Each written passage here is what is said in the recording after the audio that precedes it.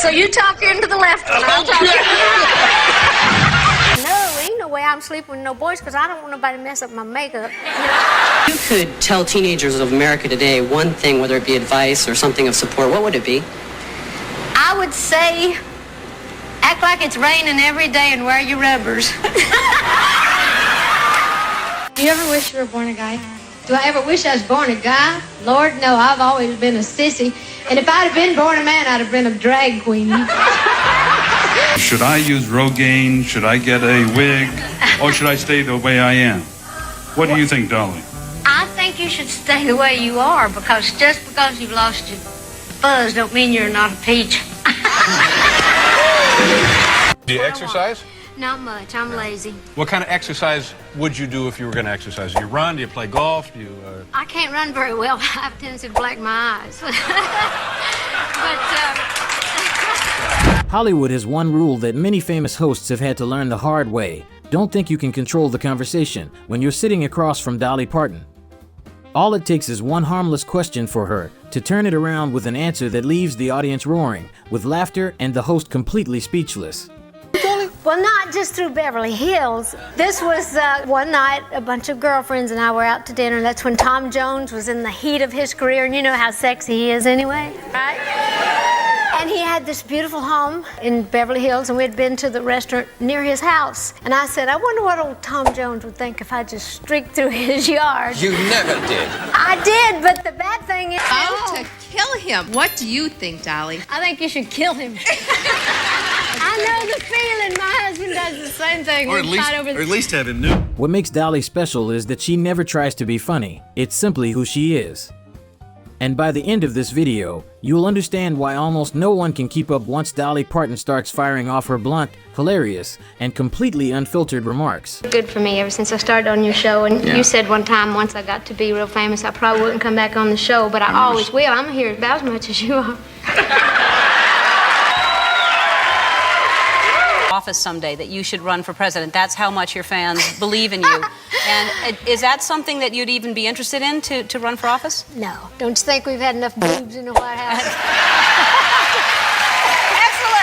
Excellent! The first thing that sets Dolly apart is that she never shies away from questions about her appearance.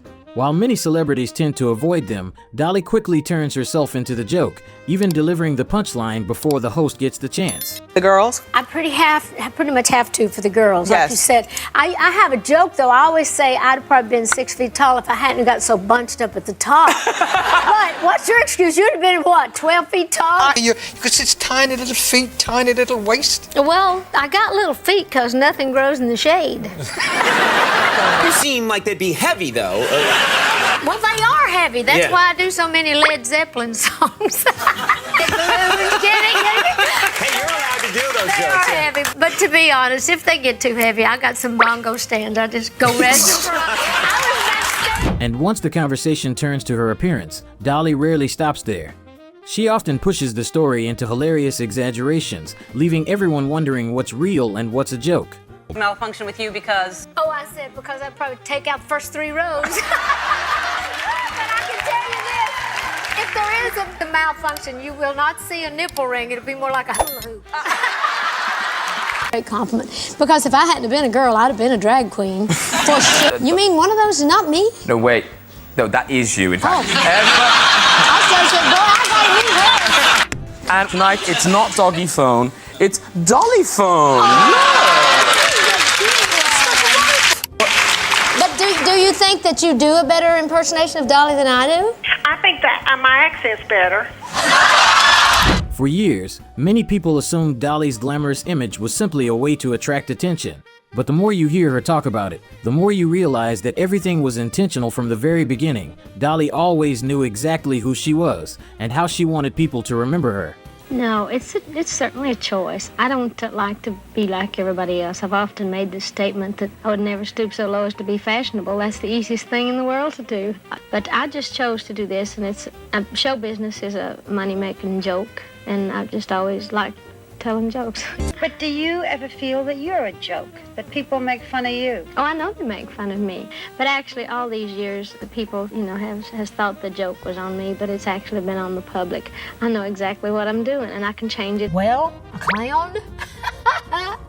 actually patterned my look after what they called the town tramp in my hometown when I was a little girl. This woman that used to walk the streets had all this makeup and hair, high heel shoes, and I thought she was so beautiful. And everybody used to say, oh, she ain't nothing but trash. And I used to say, well, that's what I'm gonna be when I grow up, trash. That's why Dolly has always followed one simple rule throughout her career, no matter where she appears, what the circumstances are, or even when she finds herself in the most awkward moments. She always stays true to the image she chose. For Dolly, confidence isn't about being perfect. It's about never being afraid to be true to herself. A lot of time in California, and you know, they're always prone to have earthquakes. I never take my makeup off at night.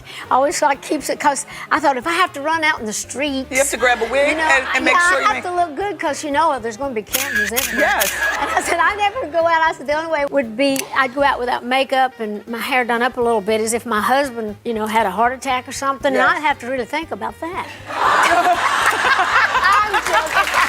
Not if I can help it. It's like I'm very funny, even like at night if I'm in hotel rooms, I'm always afraid, well, if I'm on a very high floor and if there's a fire, I always try to like not clean everything. I'll try to clean my skin, but I'll leave my eye makeup on a little bit. I think now if I got to get out of here in a hurry. Like an earthquake? Like an earthquake, that too. I think that if I had all my makeup off and looked as bad as I can look and the building was burning down, I'd just go down with it. Before I would get out looking like that.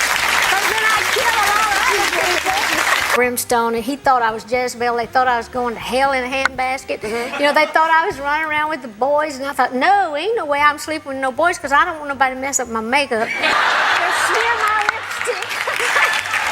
And of course, I look cheaper then than I even do now. But anyway, and Judy didn't look any better. So we checked in this hotel, and they thought we were hookers. So we went out looking around in the city. Perhaps that confidence was shaped by a childhood that was far from easy. Growing up poor in a large family, Dolly could easily have told sad stories. But instead, she turns those memories into funny stories that make people laugh while also relating to her. That means everybody works. We all work because you have to. I think that's why people in the country have so many kids. You don't want to hire help. Easier to breed your own, I guess, huh? Yes. Would you like to have 12 kids, huh? I don't know. I'll talk about it later. Okay. No, I didn't mean there's nothing. No. This wasn't an offer to go to stud. This was just... In the Your hair mountains is very blonde, and you got a lot and of it. very big, yeah. Well, I tell you what, working in the fields like we used to bale a lot of hay. So I saved a few bales to use for hair after. A lot to be said for getting out in the field. That's great. That's just a way of life in the country. Go ahead. I was just going to say, Mama, she could get pregnant just having Daddy explain the advantages of the pill to her. No, do people eat possum? Because I grew up, one of my do. favorite shows of all time, Beverly Hillbillies, and Granny's always cooking up possum, and I thought, is that real? Do people eat possum? If you're really, really in bad shape, you eat possum. My dad never would let us eat possum. He said, that ain't nothing but a damn rat. And it's true. Then he said, pass the squirrel. Pass the squirrel. I'm not eating that. Squirrel. Those early years helped shape the unique person Dolly would later become. She was never ashamed of where she grew up, but always spoke about her hometown with pride. And whenever someone teased her for being a country girl, Dolly always had a comeback ready that could make even the person teasing her laugh. Called you a hillbilly. If you had it would have been something very natural, but I would have probably kicked your shins or something. You know, forever. Yeah, that was one of the greatest compliments that I've had paid to me. And you might know they picked the flattest stretch of ground in Siberia. No curves, no hills, so straight away. That outlook on life is also reflected in Dolly's decades-long marriage. Instead of the usual romantic answers, she talks about her husband using comparisons and numbers that are unbelievably funny. And ironically, that very sense of humor partly explains why they've stayed together for so long. How do you know? Well, I need freedom. The man gives me freedom. So why get married? Well, why not? I mean, if what you want most is freedom, why have a husband tucked away someplace to see 6 weeks a year? He doesn't go on the road with you much? No, never. Well, how many, in 365 days a year, how often do you see Carl? Well, we've been married 48 years. We've been together about 3 of that. 3? Not really. Actually, I'm home a lot. Have you known Jennifer Aniston for a while? You know, I love her to death. My husband is crazy about her. Really? Yes. And he was more excited that I was going to do a movie with her. I got the chance to write all this music. I think he kind of fantasizes like a threesome with us. Wait a second.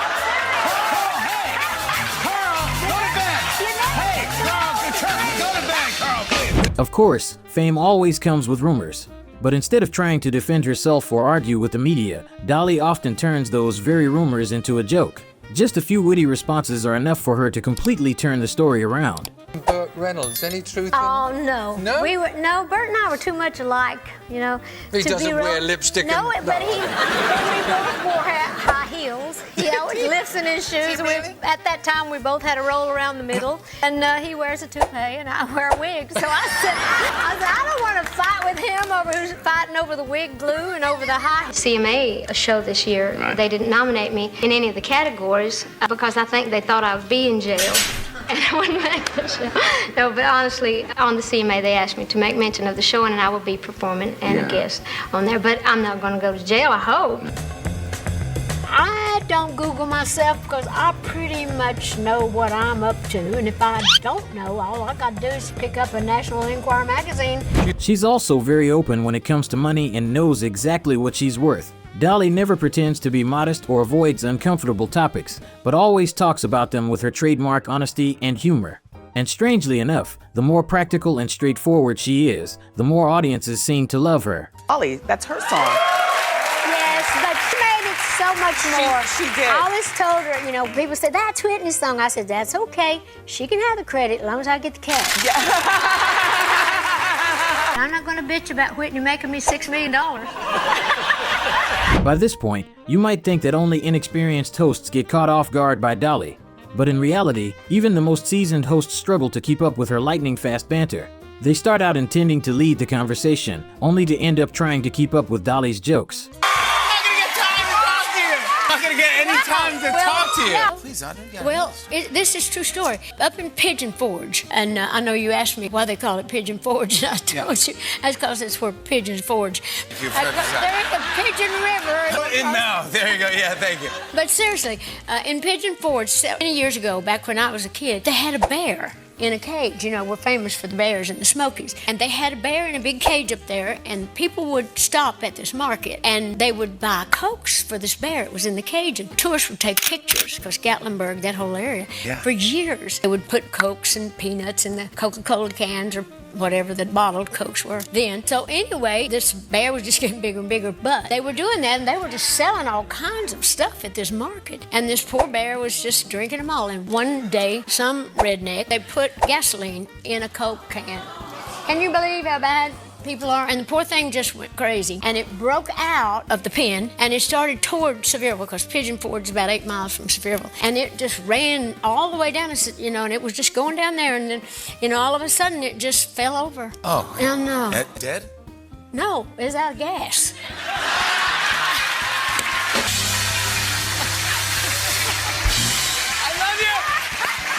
You sure you just can't stay for a little bit? No, I can't stay, honest. It'd be great for me if you would just, I would love it if you stayed. I would stay, but if I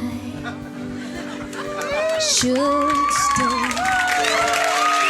well, I would only be in your way. Can you hold it down over there? So I'll go, and yet I know that I'll think of you each step of the way. Bittersweet.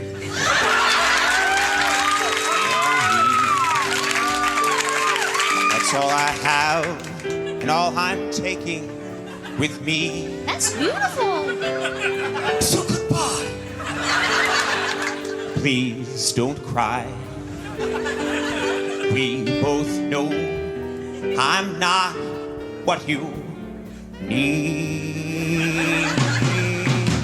But I will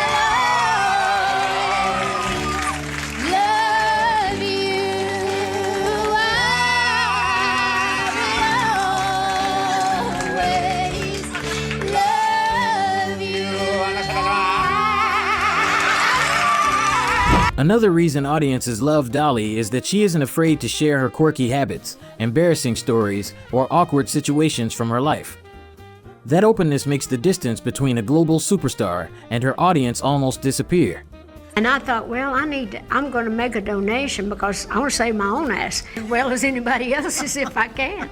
I'm Dolly Dean, which is my married name, but I order every exercise machine. I just hang my clothes and my wigs on it. You know, it's like I never use it. None of us actually use the gun in your purse. I had a gun in my purse, and this guy wouldn't leave me alone because he was just sure I was playing hard to get and that I was really after it. Right. Definitely was after it. So I didn't know how to get him off me, so I just pulled my gun out and I just said, if you touch me one more time, I'm going to shoot.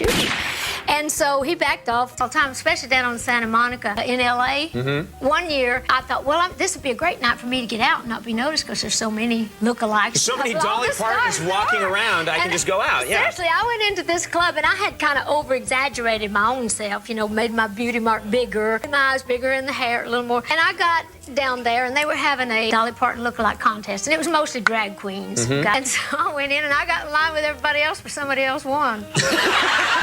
Now that Dolly Parton has said goodbye, these moments feel even more special. Because behind the blonde hair, the sparkling outfits, and countless jokes that made us laugh was a woman who spent her entire life bringing music, joy, and kindness to millions of people. Dolly may have left us, but her songs, her laughter, and her unmistakable spirit will live on forever. Goodbye, Dolly Parton, and thank you for all the laughter. If Dolly ever made you smile, leave a message for her in the comments below.